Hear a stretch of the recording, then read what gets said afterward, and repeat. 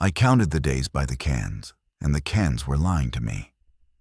That was the first thing I understood when I found the food on the morning of what my notebook insisted was day 41. A paper bag, folded at the top with the kind of care that doesn't belong to a dead world. Sitting on the cracked concrete step outside the loading door I had welded shut 3 weeks earlier. Inside, 2 tins of peaches, a sleeve of crackers softened by humidity, and a single hard-boiled egg wrapped in a square of cloth. The egg meant chickens. Chickens meant a person, alive and patient and close enough to walk here in the dark. My name is Renner. I had stopped saying it out loud because there was no one to say it to. And a name unused starts to feel like a coat you keep for a body you no longer have. I was a building inspector before the world folded, which is to say I spent my life finding the weak point in things that looked solid, the hairline fracture under the fresh paint. The pharmacy distribution warehouse I'd holed up in was the strongest structure within a mile, and I had inspected it until I knew its every flaw. I knew, for instance, that the only way into the loading bay was a door I had personally sealed. So the bag should have been impossible.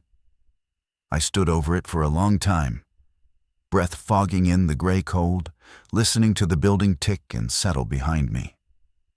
Out past the chain-link fence, in the long weeds of the truck lot, 3 of them moved. The infected. They drifted in that broken, current-pulled way, shoulders rolling, jaws working on nothing. One wore the reflective vest of a yard worker, the orange long gone to the color of an old bruise. They had been there for days, harmless as long as the fence held, and I stayed quiet. I had learned to think of them as weather. You don't fight weather, you wait it out. But weather doesn't fold a paper bag. I brought the food inside because hunger is an honest argument, and I had run out of ways to disagree with it. I sat on the floor of the office mezzanine, the egg cool in my palm, and I did not eat it. I want you to understand that. A starving man held food and did not eat, because the question of who had left it had grown teeth, and those teeth were in me. Kindness, in that world, was the most expensive thing a person could spend. Nobody gave anything away. Not water, not warmth, not a hard-boiled egg wrapped like a gift. Whoever had done this wanted something, and the not knowing what was worse than the wanting itself. I peeled the egg eventually. I ate it in 3 bites, hating myself in a quiet, practiced way. And then I ate the crackers. And then I opened 1 tin of peaches and drank the syrup first, because that was the part that tasted like a life I used to have. My hands were shaking. Not from fear. From the simple animal relief of being fed by something other than my own dwindling math. When I finished, I climbed to the roof access and looked out over the dead industrial sprawl. The rows of silent warehouses, the overpass where cars sat nose to tail like a frozen river. Somewhere out there was a person who had crossed all of that, threaded through the infected, found the 1 sealed building with the 1 living man inside, and left him breakfast. I should have felt grateful. What I felt instead was watched. I felt the particular nakedness of a man who has just learned that his fortress has a hole in it he cannot find. That night, I moved my cot away from the office windows. I lined up empty cans against the loading door so that anything touching it would speak. And I lay awake, turning the cloth square over in my fingers, the one the egg had been wrapped in. It had a faded print of yellow flowers, the kind that might have been cut from a child's dress, and I could not stop wondering whose. I did not sleep, and when the gray light came up through the high, dirty windows, I had already decided to catch them.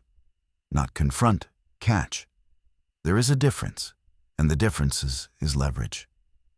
Whoever was feeding me had chosen the rules of this game, had moved through my walls like smoke. And I needed to take that power back before it took something from me first. A man who is given to without his consent is a man being measured for something. I had inspected enough condemned buildings to know that the inspection always comes before the demolition. So I hunted the hole.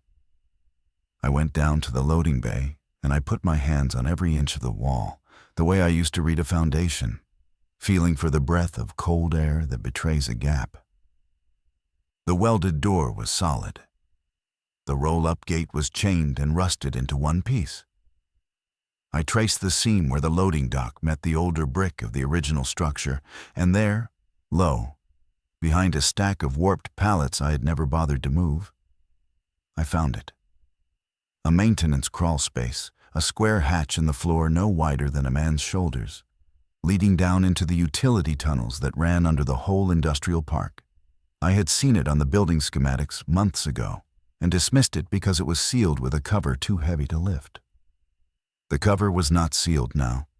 Someone had lifted it and set it back, and left a single muddy palm print on the concrete beside it, small enough that for one disorienting moment I thought it belonged to a child. I sat back on my heels and felt the cold come up out of that black square like the breath of the building itself. Down there was a network I couldn't map. Tunnels that could connect to a dozen other buildings, to the storm drains, to anywhere. My fortress had a back door, and the back door was a throat that led down into the dark. And something had been coming up through it to feed me and going back down again. Careful, unhurried, leaving only a flower print cloth and a child's handprint as evidence it was real. I could have welded the hatch shut. I had the torch, I had the rod. It would have taken an hour, and I would have been safe in the only sense the world still offered. I want to be honest with you about why I didn't, because everything that came after grew from this single refusal. And I've had a long time to understand it. I didn't seal it because I was starving in a way that had nothing to do with food. 41 days alone is a kind of slow drowning. You stop talking, and then you stop thinking in words, and then you start to suspect you are already one of them. Just slower, just quieter. A thing that walks and remembers it used to be a person. The bag of food was the first proof in 6 weeks that I was still a man worth a stranger's risk, and I could not bring myself to weld that shut. Instead, I left a note. I tore a clean page from my notebook and I wrote, in block letters so steady they embarrassed me, "Who are you?" I weighed it down with the empty peach tin on the lip of the hatch, and I retreated to the mezzanine to watch. And I waited through the whole long afternoon while the light moved across the floor, and the infected moaned faintly through the fence, and my pulse counted the seconds like a leak. Nothing came. The light failed. I must have slept despite myself, sitting up, the cold floor against my spine, because when I jerked awake, the warehouse was full of true dark, and the note was gone. In its place, set neatly on the closed hatch cover, was a child's crayon drawing. A square house, a stick figure with a beard standing in the doorway, and beside him, smaller, holding his hand, a second figure with a triangle dress and long hair. Underneath, in the careful, enormous letters of someone just learning, was written, "You." I have to tell you about Maya now, though I didn't learn her name for 2 more days, because everything I felt in that warehouse from the moment of the drawing was secretly about her before I knew she existed. A bearded man and a small girl holding hands outside a square house. She had drawn a family. She had drawn me into a family. And I sat there in the dark, holding a crayon picture, and I wept in the ugly, soundless way of a man who has forgotten he is allowed to.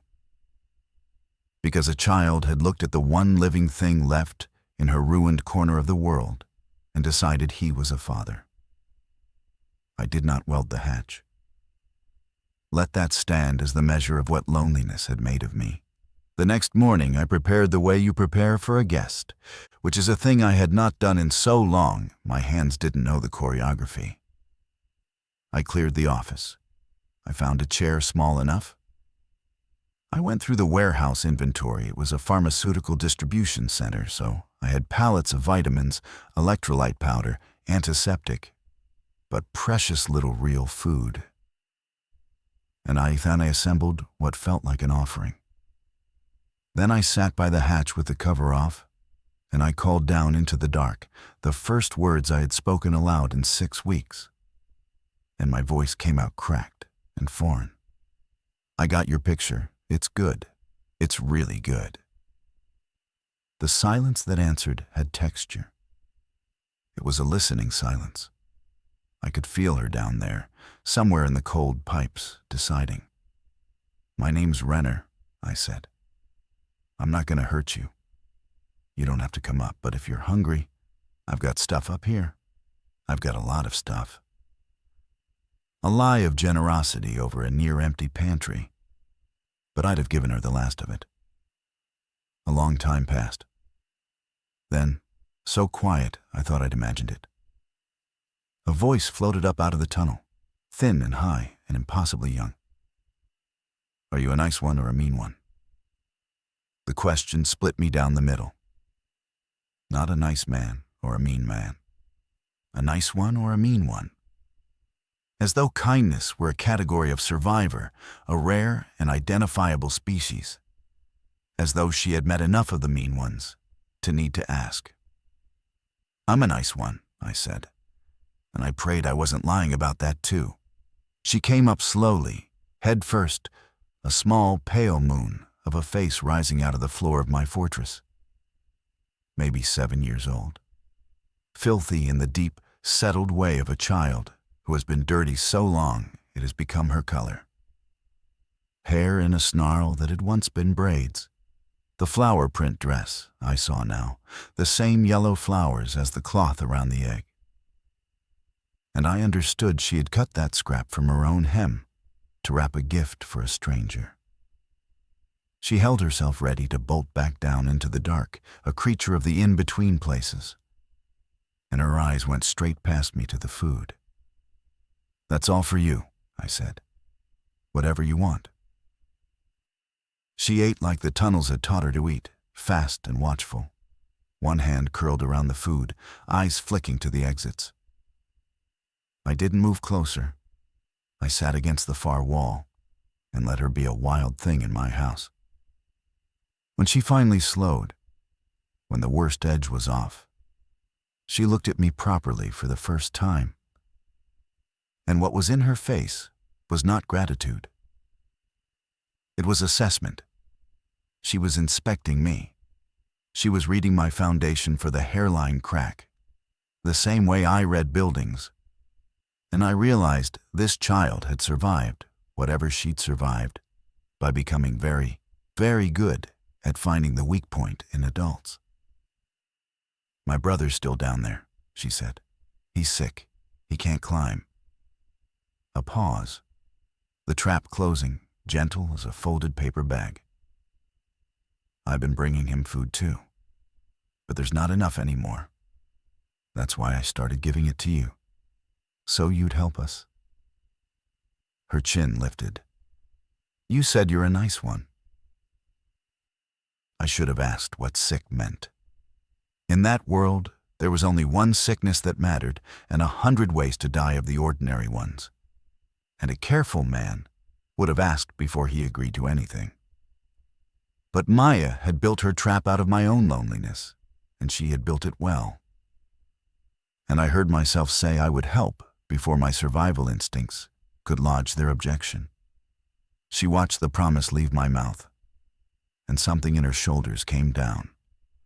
The tension she'd been carrying so long she'd forgotten it was there. And that small softening cost me whatever caution I had left. Her name was Maya. Her brother was Eli. He was 11, she said, 4 years older than her, though she said it the way younger siblings say the older one's age, with a certain proprietary pride, as if his being 11 were an accomplishment she had helped arrange. They had been in the tunnels for, she wasn't sure, a lot of dark times and a lot of light times. Their mother had put them down through a storm drain on the night the city fell and told them to stay until she came back. And Maya, who clearly understood more than she was willing to say out loud, told me this in a flat reciting voice and then changed the subject so fast I knew not to follow. "He's not far," she said, "but you have to be quiet. There's mean ones in the tunnels too, not people mean, the other kind." She meant the infected, so they were down there as well, drifting through the dark arteries under the whole district. And this child had been navigating that black labyrinth alone, ferrying scavenged food to a sick brother, surfacing through my floor to feed a stranger she had decided to recruit. I am not a brave man. I want that on the record. I had survived by sealing doors, by being quiet, by treating the dead like weather. What Maya was asking required me to go down into the exact dark I had spent 41 days walling myself away from. I went anyway, and not for noble reasons. I went because she had drawn me a family, and I could not stand to learn what kind of one I'd be if I refused it. I took the torch, not the welding torch, a flashlight, though I brought a pry bar that could be more than a pry bar if the dark required it. Maya led. She moved through the hatch and into the tunnel with a fluency that broke my heart. A child completely at home in a place no child should know exists. Her small hand finding rungs and ledges by memory. The tunnel was concrete and pipe and standing water that smelled of rust and rot. My flashlight beam was a cone of false comfort. Beyond it, the dark had weight. "Don't shine it far," she whispered. "They come to light." We went perhaps 200 yards through that throat of the underworld, branching twice, and I lost my orientation almost immediately, and understood that if Maya left me here, I would die down here. That my survival now ran entirely through the goodwill of a 7-year-old. Twice she stopped and held up a hand, and we stood in absolute stillness while something moved in a side passage. A wet, dragging shuffle, a sound like a man walking through deep mud. And each time it passed, and each time I learned a new thing about fear, which is that it has basements under its basements. Then the tunnel opened into a maintenance chamber, a dry room where pipes met in a junction, and someone had made it a home. There were blankets, a camp lantern, dead. Drawings taped to the pipes, dozens of them, a child's entire museum of the life she remembered. And in the corner, on a nest of stolen blankets, lay a boy. "Eli," Maya breathed, going to him. "I brought the nice one, like I said." The boy turned his head toward my light, and I saw his face, and every assumption I'd made about the word sick reorganized itself into a single cold question I should have asked at the very start. He was burning up. Even from across the chamber I could see the sweat shine on his skin, the glassy, too bright eyes, the way his breath came shallow and quick. His left arm was wrapped from wrist to elbow in cloth, more of the yellow flowers, more of Maya's hem, and the cloth was stained dark and wrong. I stopped where I stood. I did not go to him. And Maya saw me stop, and she put her small body between me and her brother. And the assessment in her face hardened into something older and more terrible than a child should be able to make. "It's not a bite," she said. Fast, practiced. He cut it on metal. "It's not a bite. I checked. I checked it every day. It's just sick from being dirty." I want to be a man who believed her. I have replayed that moment more times than any other from those weeks. And in every replay, I'm trying to be the man who crossed the room and took the boy's fevered hand and trusted a frightened girl. The man I actually was stood frozen at the edge of the lantern light and did the math. The cold inspector's math. The same arithmetic that had kept me alive for 41 days. An infected wound, a fever, a child's desperate insistence. The probabilities arranged themselves, and they were not kind. "Maya," I said carefully, "I need to see the arm." "No." She didn't move. "If you see it, you'll leave. Everybody leaves. The last man we found, he saw Eli's arm, and he took our food, and he left us, and he said sorry, but he left." Her voice didn't break. That was the worst of it. She had said all of this before, to herself, in the dark, until it had worn smooth. "You said you're a nice one." "I am," I said, and I heard how thin it sounded. "But I have to see it. I can't help him if I don't know what's wrong." Eli spoke then, and his voice was a boy's voice ruined by fever, slow and floating. "It's okay, Maya. Show him." And to me, with the eerie calm of someone too tired to be afraid.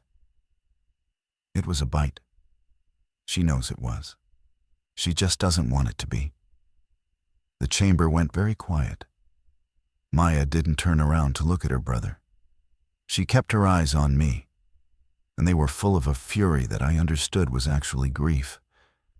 The rage of a child who has been carrying an impossible knowledge alone and has just heard it spoken out loud by the one person she was protecting it from.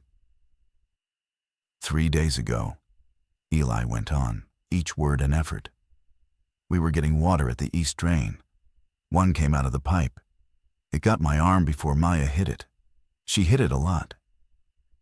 A ghost of a smile. "She's strong." Then I told her it was just a cut because she was crying. I knew what a bite meant. Everyone left alive knew what a bite meant. I had spent 6 weeks understanding the infected as weather, as a thing you wait out. And here was the weather already inside a child, working its slow way up an 11-year-old's arm. And the 7-year-old who loved him had been feeding a stranger crackers and hard-boiled eggs in the hope that he might be the one adult in the dead world who would not do the only sane thing. The only sane thing. I make myself use those words because that is how it presented itself to me, in that lantern-lit chamber. Kneeling now, finally, in the rot and the cold. The sane thing, the survivor's thing. You do not stay with the bitten. You do not bring the bitten up into your fortress. You back away, slowly, and you say sorry. And you leave. The way the last man left, the way sane men leave. And you go on being weatherproof and alone and alive. Maya watched me think it. She had watched a man think it before.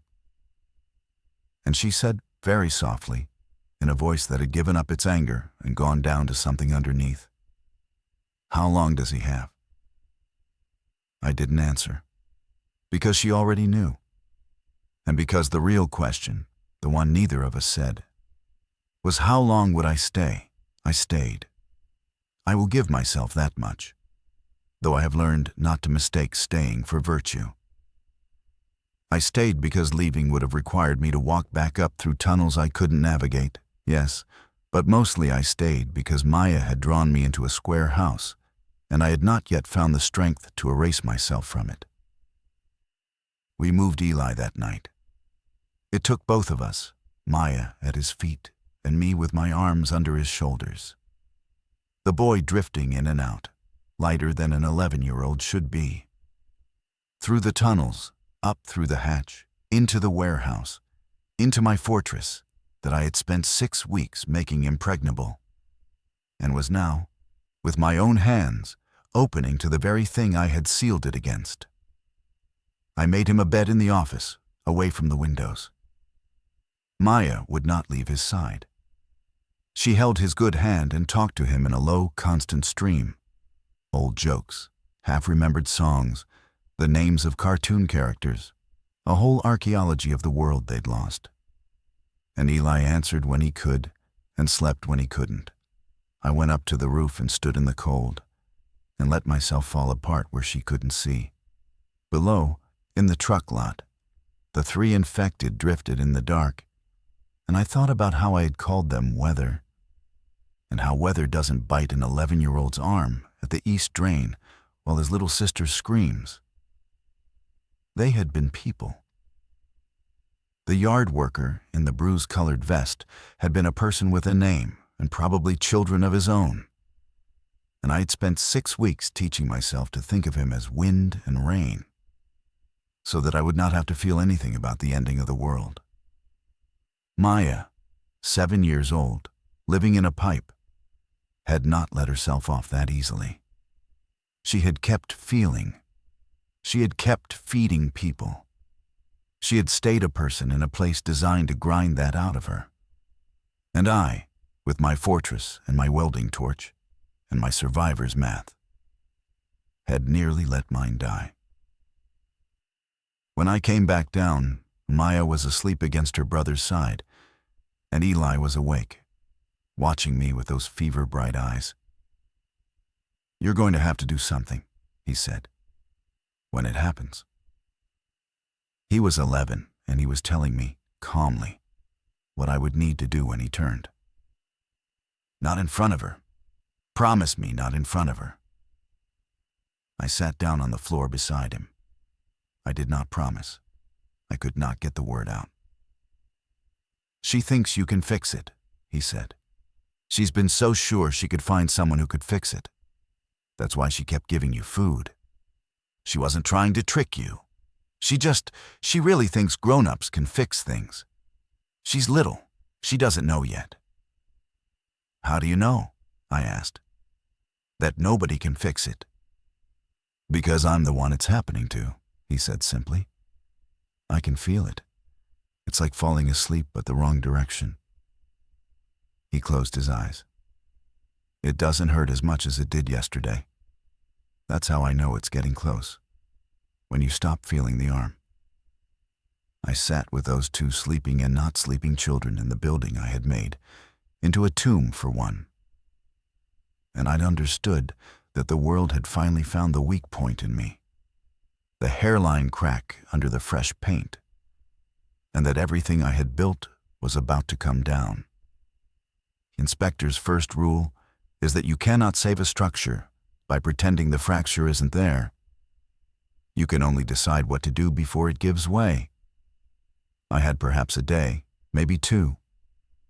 And at the end of it, I would have to be either the kind of man Maya believed existed, or the kind that actually does. And I was terrified that the world only had room for one of them. Eli was right about the falling. By the second morning, he had stopped complaining about the arm entirely, and the stillness of it frightened me more than any amount of pain would have. He drank water when Maya tilted it to his mouth. He slept more. In his waking moments, he was lucid in a way that felt like a candle burning hot just before it gutters. And he used that clarity ruthlessly, the way a dying boy of 11 who has had to grow old in a tunnel will use the only resource he has left. He used it on Maya. He spent his lucid hours teaching her things, where the clean water was, which tunnels flooded, how to read the infected's movement, how to tell a fresh track from an old one. He was downloading his survival into her, frantically, while there was still time. And Maya wrote it all down in my notebook in her enormous, careful letters, and neither of them said out loud what the lesson was for. I sat apart and watched a child prepare another child to be alone. And I thought I had understood loneliness. And I realized I had understood nothing. Then, in the afternoon, Eli used his clarity on me. He waited until Maya had gone to the far end of the warehouse to refill the water jug from the tank I had shown her. And he beckoned me close with 2 fingers, and he said the thing he'd been saving. "You have to take her," he said. "After. You can't let her go back in the tunnels alone. She'll go back to the chamber, to the drawings, because that's home. And she'll die down there waiting for our mom, who isn't coming. You have to take her with you. Make her come up here and stay. His grip on my wrist was weak and absolute. Promise me that one. I'll let you off the other one, the hard one. But not this one. Promise me you'll keep her. Here is where I have to confess the worst of my arithmetic, the math I've never told anyone until now. Because while that boy was asking me to become a father, the inspector in me was already calculating the cost. A 7-year-old in a world like that one. The food she would need, food I did not have, food I would have to leave my fortress to find. The noise she would make, the risk every single day, for years, the impossible, exhausting risk of keeping a child alive in the ruins. I had survived by being one man with one mouth and one set of needs. And Eli was asking me to multiply all of it, to take on a dependent in a world that punished attachment with death. And underneath that math was a darker number still. The thought, quick and shameful and gone almost before I could see it, that it would be simpler if there were no children to keep it all. That the sane man, the weatherproof man, would let the tunnels take both of them and go back to his cans and his counting and his survivable solitude. I looked at that thought directly. I made myself look at it, the way you make yourself look at the rot behind the wall before you decide whether to condemn the house. And I understood that this was the actual fracture, the real weak point, not in the building, but in me, that 6 weeks alone had not just made me lonely. It had made me into someone who could think a thought like that and keep breathing. Maya had asked me at the start whether I was a nice one or a mean one. And I had answered too fast, and only now, with a dying boy's hand on my wrist, did I understand that I did not yet know the answer. That the answer was not a fact about me, but a choice I had not yet made. I promise, I said. And the moment I said it, the shameful number went quiet, not gone, but overruled. I'll keep her. Whatever it costs, I'll keep her. Eli's eyes closed. His whole body seemed to let go of something. Okay, he breathed. Okay, then it's okay. And from across the warehouse, Maya called out that the water was clean. And Eli smiled at the sound of her voice. And I knew with a cold certainty that I had just heard him give up the last thing that had been keeping him here. He turned that night. I had thought I would have warning, that the inspector in me would read the structure and see the collapse coming. But the dead keep their own schedule. One moment, Eli was sleeping the shallow, troubled sleep of the fevered. Maya curled against him, the warehouse silent, except for the distant moan of the lot. And the next, his breathing changed. It stopped being a boy's breathing. It became a sound with no person in it, a wet mechanical rhythm. And I came up off the floor before I had decided to move, because my body knew what my mind refused. I had promised him not in front of her. That was the promise I had let myself make, the smaller one. And now it came due in the dark, with no time to prepare. I crossed the room. Maya was still asleep, her face slack and young against her brother's shoulder. And Eli's eyes were open now, and there was nothing behind them. Nothing of the boy who had taught his sister where the clean water was. Only the appetite, the terrible, patient appetite that had been people once. I lifted Maya away. She woke as I pulled her free, came up swinging and biting like the wild tunnel creature she'd had to become.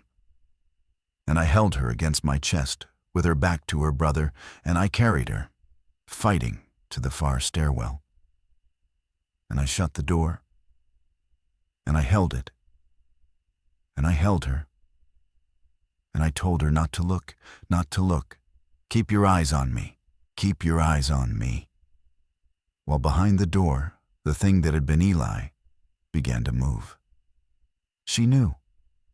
Of course she knew. She had known for days, longer than I had. She had known at the East Drain when she hit the infected a lot. when she cut her hem to wrap an egg, when she fed a stranger crackers in the hope of a miracle she was old enough to suspect didn't exist. She stopped fighting, and she went rigid in my arms, and she said very quietly into my chest, "Is it now?" It was not a question. I held her tighter. That was my answer. "You have to," she said, in that same flat voice, the voice that had worn the knowledge smooth. "He told me, a long time ago. He said if it happened, somebody has to, so it doesn't get to be a mean one, forever. He said it's not him anymore once it happens." He made me say I understood. Her small hands fisted in my shirt. "But I don't want to be the one. I'm too little to be the one." "You're not the one," I said. "You're never going to be the one. That's mine. That's the grown-up's job. You did everything else. You kept him alive longer than anyone could have. You let me carry the last part." I left her in the stairwell with the pry bar across the door. And I went. And I did the grown-up's job. And I'm not going to describe it. Because some mercies are only mercy if they stay in the dark where they happened. And because Eli asked me to do it where his sister couldn't see, and I owe him at least that much silence here too. I will only tell you that I talked to him while I did it. I used his name. I told him he'd done well, that he'd kept her safe, that he could stop now. I don't know if any of that reached the place where he'd gone. I needed to say it more than he needed to hear it. When it was done, I was no longer the man who had calculated the cost of a child 2 days before. Something in me had been demolished, and something else stood where it had been. And I did not yet know if the new structure would hold weight. I went back to the stairwell. Maya was sitting against the wall, dry-eyed, ancient, waiting. She looked up at me, and she read my face the way she read everything. And whatever she saw there made her finally, break not into the wailing of a child, but into the silent shaking of someone who has been strong for far too long and has just been given permission to stop. I sat down beside her, and she climbed into my lap. And I held the last living piece of that family while the night went on around us. And somewhere in those hours, without ceremony, I became her father. Because there was no one else, and because I had promised, and because I wanted to. Which surprised me most of all. We buried him in the morning, in the strip of dead earth between the warehouse and the fence, in a grave I dug with a snow shovel from the maintenance closet, while Maya stood watch with the pry bar, because even grief has to keep one eye on the dark. The 3 infected in the lot pressed against the chain link as I worked, drawn by the movement. And Maya talked to them in a low, steady voice, not begging, not afraid, just narrating. The way she'd narrated to Eli, telling them to go away. Telling them this wasn't for them. This was a person's grave, and they didn't get to have it. They moaned and reached and could not get through. And she stood her ground, 7 years old, defending her brother's burial from the weather. She put one of her drawings in the grave, the one she'd made for me, the square house and the bearded man and the little girl. Except now I understood it differently, because there should have been a third figure, an 11-year-old boy, and there wasn't. And I realized she had drawn the family she was hoping for, not the one she had, because the one she had was already dying in a tunnel, and she'd been trying to draw her way out of it. She had been trying to recruit a replacement before she'd even lost the original. That this had worked. That I was standing in her drawing now, filling the doorway of the square house, did not feel like a victory. It felt like a debt I would spend the rest of my life trying to be worth. After, we sat on the loading dock in the cold sun and we ate the last tin of peaches, the one she'd brought me on day 41. And I let her drink the syrup first, because that was the part that tasted like a life she used to have. She was quiet for a long time. Then she said, "Are you still a nice one?" I thought about Eli in the dark. I thought about the grown-up's job. I thought about the shameful number, the quick thought that it would be simpler if there were no children to keep, and how close I had come to being the man who acted on it. "I'm trying to be," I said. It was the truest thing I had. I don't always feel like one, but I'm going to try every day. Is that okay? She considered this with the gravity of a magistrate. "Eli said trying counts," she said finally. "He said the mean ones don't even try. So if you're trying, you're a nice one." She leaned against my arm. "He was smart. He was the smartest one." "He was," I said. "He saved your life 100 times, and he saved mine once, at the end, even though he never knew it." She looked up at me, and for the first time there was something almost like a child's curiosity in her face, the grief loosening just enough to let the living world back in. "How'd he save you?" I didn't tell her the whole truth that her brother, dying, had reached past my fortress and my arithmetic and my carefully maintained deadness, and had asked me to keep her, and that the keeping was the thing that had brought me back to life. I just said, "He gave me something to do that mattered. Before that, I was just hiding. He gave me a reason to come out of the dark." I put my arm around her. "He gave me you." She didn't answer. She just settled against me, and we sat there in the cold sun with the fresh grave behind us, and the dead pressing at the fence, and the whole ruined world spread out beyond. And for the first time in 43 days, I was not alone. And the not being alone was terrifying and enormous. And it was the best thing I had felt since the world ended. But I knew even then that grief and danger don't wait for healing. There was still the matter of food, of which I had almost none. There was still the matter of the tunnels and what else might be living in them, and whether our fortress with its open throat could ever be safe again. The easy part, if any of it was easy, was over. Now I had to learn to keep a child alive in a world built to kill her, and I had no idea how. And the only person who could have taught me was in the ground. The food ran out 4 days later, which I had known it would, because I'd been feeding 2 and rationing for 1, and the math had never once worked. I had been hiding the problem from Maya and from myself, the way I'd once hidden behind the word weather. But a child notices an empty shelf, and on the 4th morning she stood in the supply room looking at the bare metal racks, and she said, with a matter-of-fact dread of someone who's been hungry before, "We're out." "Almost," I said. "Not quite, but soon." "I know where there's food," she said immediately. "In the tunnels. There's a place I never went because Eli said it was too far. But I remember how he said to get there. I wrote it down." She held up my notebook, the survival Eli had downloaded into her in his last clear hours, his voice preserved in her enormous letters. "He left us a map. He knew we'd need it." I did not want to go back into the tunnels. The tunnels had taken Eli. The tunnels were where the dark had basements under its basements.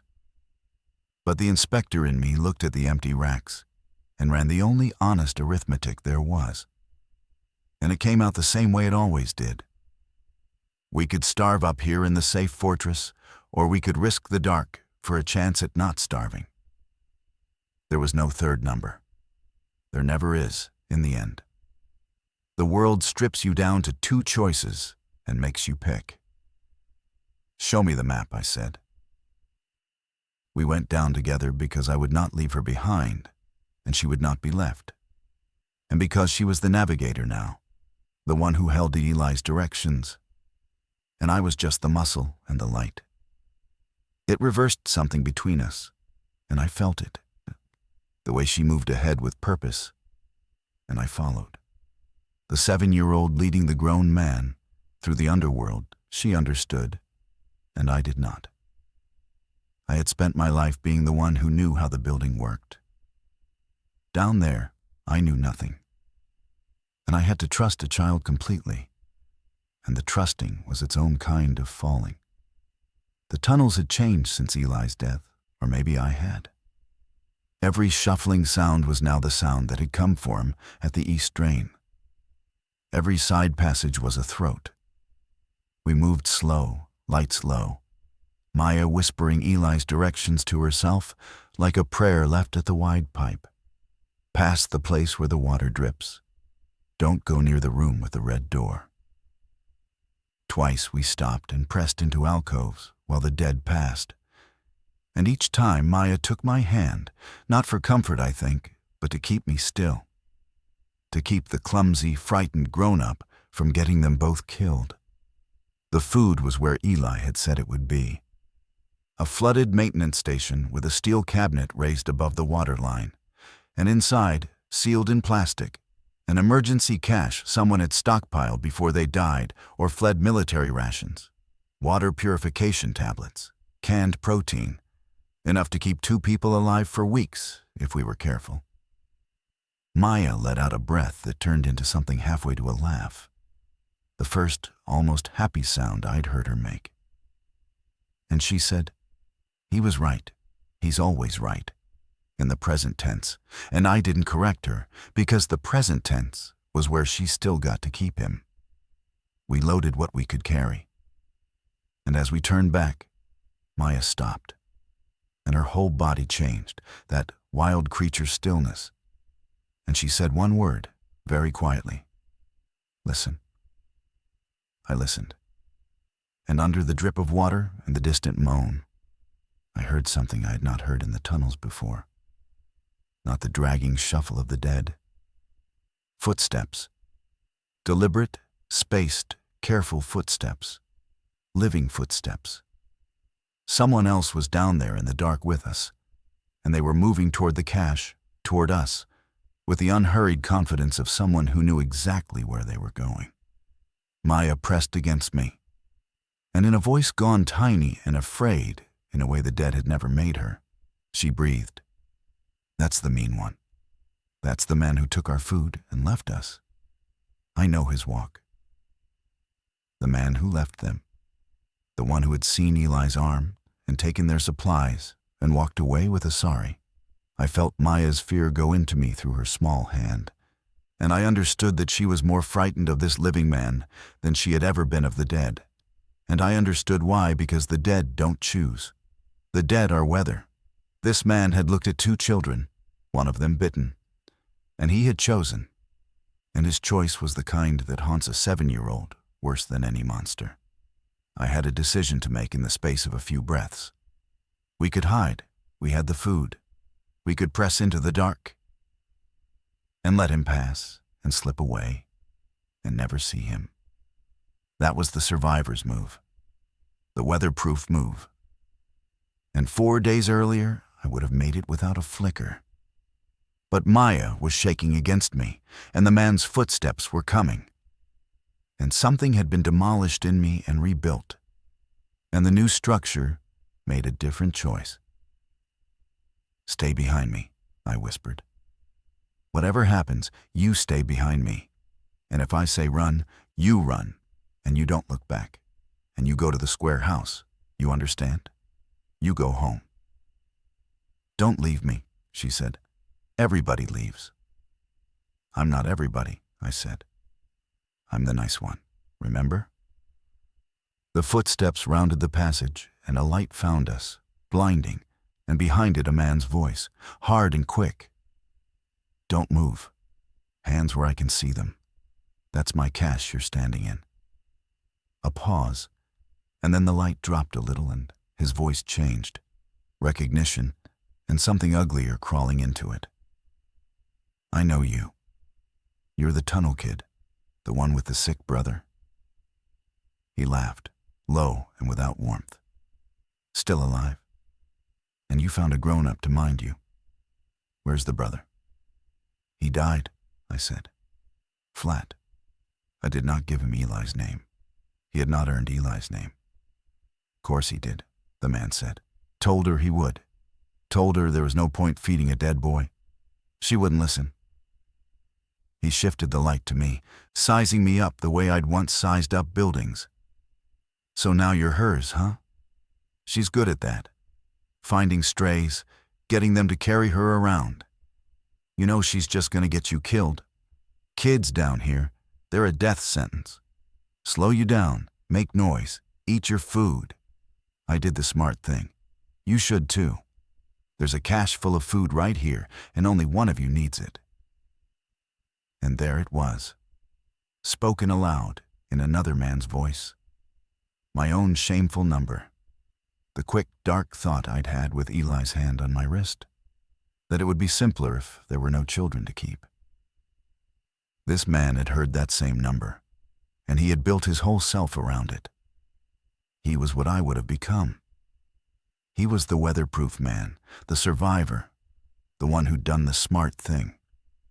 And he was standing in front of me as a kind of prophecy, showing me the species of man I had nearly chosen to be. You left 2 children in a tunnel, I said. One of them was 11. He taught his little sister how to survive without him because he knew nobody was coming. You did that. You're the reason she had to grow up in the dark. I'm the reason she's alive, he snapped. Sentiment gets you eaten. I survived. They survived. Everybody who was gonna live, lived. That's the math. That's not math, I said, and I felt the inspector in me finally turn all the way around, finally read the real structure of things. Math is just the excuse. You wanted to leave, so you called it math. I almost did the same thing. The difference between us is I'm ashamed of the number, and you built a house in it. He stared at me, and in his face, just for a second, under the hardness, I saw something flinch, not guilt exactly, but the recognition of a man who has been seen, who has been inspected, who has just had the rot behind his wall pointed out by someone who looked. And that, I would learn, was the most dangerous thing I could have done. He moved fast for the food. Not for us, that's the thing I have to be honest about. He wasn't trying to hurt Maya or me, not at first. He was trying to take the cash, to shove past us and claim it. Because in his arithmetic, the food was his, and we were the variable to be removed. He came forward, and I put myself in the gap. And the light swung, and there was a moment of pushing, of grabbing. 2 grown men struggling in ankle-deep water in the dark with a child pressed against the wall. And it was nothing like the violence in stories. It was ugly and clumsy and exhausting. And it had no choreography at all. But violence in that world had a way of drawing more of itself. The noise we made, the splashing, the grunting, his light strobing across the chamber it carried down the tunnels. And the dead came to it the way Maya had warned me they came to light. I heard them before I saw them. The dragging shuffle multiplying, coming from 2 directions. And I understood that our struggle had rung a dinner bell in the dark, and that all 3 of us were now in far more danger from the weather than from each other. They're coming, Maya said, high and sharp. Renner, they're coming. The map says we go back left. We have to go now. The man heard it too. He stopped fighting me. For one suspended instant, the 3 of us stood frozen, listening to death close in from both ends of the passage, and the calculus of the moment rearranged itself entirely. He looked at the cache. He looked at the tunnel Maya was pointing down, the escape route, Eli's route, the one only she knew. And I watched him do the math one more time, and I watched him arrive at the answer his whole self was built to give. He shoved me hard, backward into the water, and he grabbed the bag of food, and he ran. Not toward us. Away, into the dark, the wrong way. The way that didn't have Eli's map. The way that led toward the sound of the dead, because he didn't know any better. Because the only person who knew the safe route was the 7-year-old he'd abandoned in a tunnel weeks ago. He ran into the dark with his arithmetic and his food and his house built in the shameful number, and the dark took him. I will not describe what we heard. I covered Maya's ears, and we did not wait. And we went left, the way the map said, the way the dead boy had known to send us. And we left the mean one to the consequence of the only math he'd ever trusted. We surfaced through the hatch into the warehouse as the gray afternoon light came down through the high windows. Both of us soaked, shaking, alive. We still had some of the food, the cans I'd stuffed in my own coat before he grabbed the bag enough, if we were careful. Maya sat on the floor of the fortress and stared at the open hatch, the throat into the dark, and I knew what she was thinking before she said it. He didn't have the map, she said. He didn't know to go left. Eli knew. Eli kept us safe even from the mean one. Her voice wobbled. Is it bad that I'm glad? That it was him and not us? Is that being a mean one? I sat down beside her, and I thought hard about my answer, because it mattered more than almost anything I would ever say to her. No, I said. Being glad you're alive isn't mean. Wanting bad things to happen to people, doing the math to decide who lives, that's the mean one. You didn't do any of that. You tried to tell him the way out. You pointed at the left tunnel. You tried to save the man who left you to die. I had seen her do it. In the chaos, the small hand pointing. The map says we go back left. She'd been telling him too. That's the difference, Maya. You'll never be a mean one. You don't have it in you. I was more scared I had it in me than I ever was scared of you having it. She leaned into me. We should close the hole, she said quietly, looking at the hatch.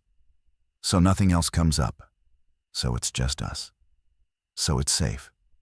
And I understood that she was asking me to do the thing I had refused to do on day 41, to weld the throat shut, to seal the fortress, to choose us over the open dark. But this time, it wasn't loneliness asking. It was a family deciding to close its door. I welded the hatch shut the next morning, and Maya watched, because she had asked to, because she needed to see the dark closed off with her own eyes. I lit the torch, the real one this time, the one I'd been too sentimental to use 6 weeks before. And I laid the bead of molten steel along the seam of the cover, and the throat into the underworld that had given me a daughter and taken her brother was sealed for good. The sparks lit her face. She did not flinch from them. When it was done, she put her bare hand flat on the cooling cover, the way she'd left a handprint on the concrete the very first day. And she said quietly, "Bye, Eli's place." A farewell to the tunnels, to the chamber with the drawings, to the museum of the life she'd lost. Then she took her hand back, and that was the end of it. We made the warehouse a home after that, which is a different project than making it a fortress, and a harder one. A fortress only has to keep things out. A home has to hold something in, has to be worth defending for a reason other than your own continued breathing. We hauled the camp lantern up from below before I sealed the hatch, and her drawings, all of them. And we taped them to the office walls until the room she slept in was a gallery of the world, as a 7-year-old remembered it, her mother's face, getting fuzzier each time she drew it, which she knew and grieved and drew again anyway. Eli at various ages doing various heroic things. And increasingly, as the days went on, the square house with 2 figures in the doorway, the bearded man and the little girl, our family, the one that actually existed now, the one she had drawn into being before it was real. The food from the cache lasted, and when it ran low I learned to scavenge, which meant learning to leave the fortress, which meant learning to be brave in a way I had spent 6 weeks avoiding. Maya taught me, mostly. She had survival in her bones, the way I had building codes in mine. And we traded knowledge. I taught her to read structures, where a floor would hold and where it would give, how to tell a sound building from a trap. And she taught me to read movement, sound, the patience of the dead. We made a strange, competent pair, the inspector and the tunnel child. And we kept each other alive. And slowly, without either of us naming it, the keeping alive turned into a life.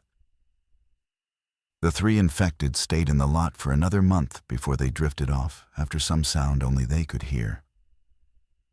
And the day I looked out and the lot was empty, Maya stood beside me at the window and said, "The weather went away." And I startled, because I'd never told her I used to call them that. And she said, "You talk in your sleep. You say it a lot. The weather, the weather. I figured out what you meant." She slipped her hand into mine. "They're not weather, though. You know that now, right? They were people. That's why you have to bury them when you can. Eli always said you bury the ones you can, because somebody should remember they were people, even if it's just for a minute while you dig." "I know that now," I said. "You taught me." "Eli taught you," she corrected, "through me. That's how he's still here. He's in the stuff I know, and I tell it to you. So he's in you too now." She said it with the simple theology of a child, and it was the most comforting thing anyone had ever said to me, and I have believed it ever since. Eli is in the stuff we know. The dead boy who taught his sister where the clean water was had taught me how to be a person again, secondhand through her. And that is a kind of immortality, and it is enough. That night, Maya asked me to tuck her in. A normal thing, a thing from the old world. And I did it. And she caught my sleeve as I turned to go. And she said the thing that closed the circle that had opened on day 41. "I'm glad I gave you the food," she said. "The egg. I was scared you'd be a mean one. But you were a nice one the whole time. You just didn't know it yet." I have thought a great deal, in the long, quiet seasons since, about whether Maya was right, whether I was a nice one the whole time and just didn't know it, or whether I became one because she needed me to. Because a child's belief is a kind of pressure that shapes the thing it's pressed against. I don't think the question has a clean answer, and I've made my peace with that. Maybe goodness isn't a fact you discover about yourself. Maybe it's a structure you build, board by board, choice by choice, over the rot of every shameful number you ever ran. Maybe the only honest thing a person can say is that they're trying. And that trying counts, the way Eli said it counted. And that the mean ones are simply the ones who stopped. I know this much. The man I was on day 41, the one who held a hard-boiled egg and could not eat it for suspicion. Who thought of the dead as weather so he wouldn't have to grieve them. Who had survived so successfully that he'd nearly stopped being a person that man would not have survived what came after. Not because he wasn't strong enough. Because he had nothing worth surviving for. And a man like that, in a world like that, eventually just stops, lies down, lets the dark in. I have seen it. The ones who make it longest aren't the ones with the best fortresses. They're the ones with someone to feed. Maya understood that at 7 years old. She kept herself alive by keeping Eli alive. And when she lost him, she kept herself alive by finding someone new to keep. And she chose me, a sealed-up stranger in a sealed-up building. And she was right about me before I was right about myself. We are still here. I won't say where, because the world is still the world. And there are still mean ones in it, the living kind, the kind who do the smart thing. But we are here, the two of us, in a place with a door we keep closed and a life we keep open. And Maya is taller now, and her braids are neat because I learned to do them, badly at first, and then less badly. And she no longer asks me if I'm a nice one, because the question has been answered so many times, it has stopped being a question. She drew a new picture last week. The square house, the same as always. But there are 3 figures in the doorway now. The bearded man, the girl, bigger than she used to draw herself. And between them, smaller, a 3rd figure she drew faint, in pencil, almost transparent. When I asked her who it was, she said, "That's Eli. He's see-through because he's not really here. But he's in the stuff we know, so he gets to be in the picture. That's the rule." And she taped it to the wall with all the others, the whole archaeology of who we've lost and who we've become. And I stood in the doorway of the square house she'd drawn me into all those months ago, filling the space she'd saved for someone before she even knew if someone would come. And I understood that I'd been hungry my whole life for exactly this, and had called it by every name except the right one. Someone kept leaving food outside my shelter during the outbreak. I thought it was a trap, and I was right. It was the best kind, the kind that catches you and gives you back your life. She was 7 years old and starving and clever and brave. And she looked at the loneliest man left in a dead world and decided he could be a father. And she fed him crackers and a hard-boiled egg wrapped in a scrap of her own dress until he came up out of the dark to prove her right. I count the days differently now, not by the cans, by her.